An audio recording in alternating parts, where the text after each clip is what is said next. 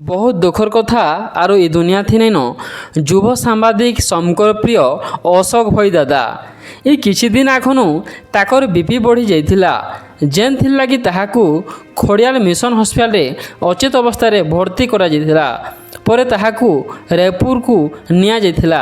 ହେଲେ 22 ତାରିଖ ରାତି 1ଟାରେ ସେ ଇହଦ୍ୟାମ ତ୍ୟାଗ କଲେ। ଅଶୋକ ଭୋଇ ବଲାଙ୍ଗୀର ଜିଲ୍ଲାର ମୁରିବାହାଲ ବ୍ଲକ ଗଇମୁଣ୍ଡ ଗାଁରେ ଜନ୍ମ ହୋଇଥିଲେ। ସେ ପହଲା ସମାଜ ଖବରକାଗଜରେ ସାମ୍ବାଦିକ, ତାରପରେ ବଡ଼ ଖବରକାଗଜ ଆର୍ ଇହାଦେ ନ୍ୟୁଜ୍ 7 ଟିଭି ଚ୍ୟାନେଲର ସମାଜ ପ୍ରତିନିଧି ହିସାବରେ ଥିଲେ। ସେ ଗୋଟିଏ ଭଲ ସାମ୍ବାଦିକ ସାଙ୍ଗେ ଭଲ ମନୁଷ୍ୟଟେ ଥିଲେ। ଆମର ଅଞ୍ଚଳରେ ଅନେକ ସମସ୍ୟାର ସଙ୍ଗେ ଶଙ୍କର ସାମ୍ନାକେ ଆନବାର ସାଙ୍ଗେ ସାର୍ ସମାଧାନ ବି କରୁଥିଲେ। ତାଙ୍କର ମିଷ୍ଟାଭାଷିଆର ଶଙ୍କର ସାଙ୍ଗେ ମିଶୁଥିବାର ଲାଗି ସେ ସବକର ପ୍ରିୟ ହୋଇପାରିଥିଲେ। କମ୍ ବୟସ୍ଥି ବହୁତଟେ ନା କହି ପାରିଥିଲେ।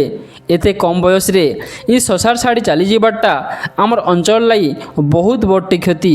ତାଙ୍କର ମୃତ୍ୟୁ ଖବର ଶୁଣି ସାମାଜିକ ଜଗତ ସାଙ୍ଗେ ଅଞ୍ଚଳରେ ଶକର ଛାୟା ଖେଳି ଯାଇଛେ। ସୋସିଆଲ ମିଡ଼ିଆରେ ଅନେକ ଲୋକ ତାଙ୍କର ପ୍ରଶଂସା କରି ନିଜର ଦୁଃଖ ପ୍ରକାଶିତ କରିଛନ୍।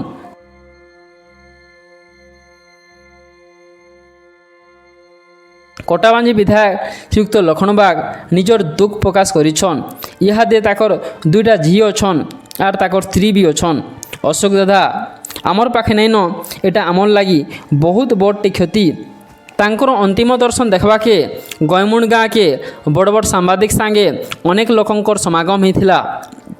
ଅଶୋକ ଭୋଇ ଦାଦା ଇସନ୍ ଇହାଦେ ଆମର ପାଖେ ନାଇନ, ଏଟା ଆମର ଲାଗି ବହୁତ ବଡ଼ଟେ କ୍ଷତି। ତାଙ୍କର ଅମର ଆତ୍ମାର ସଦ୍ଗତି ହେଉ, ଏତ୍କି ଆମେ ଆମର କୌଶଲ ଫୋକସ୍ ତରଫରୁ ଭକ୍ତିପୂଚ ଶ୍ରଦ୍ଧାଞ୍ଜଳି ଜଣାଉଛୁ।